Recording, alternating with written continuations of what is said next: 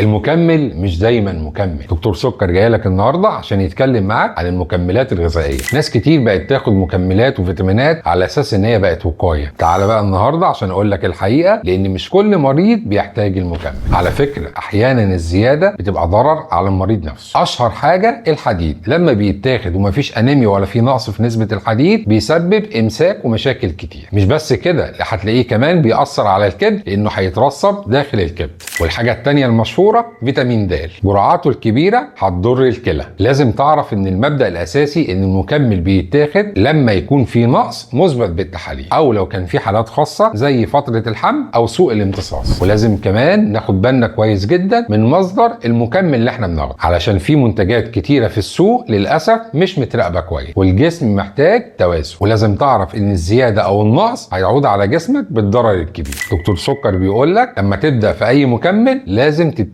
تحت اشراف الطبيب. ولو عندك اي سؤال عايز تعرف اجابته، دكتور سكر هيكون معاك. صحتك مش محتاجه انك تجرب فيها.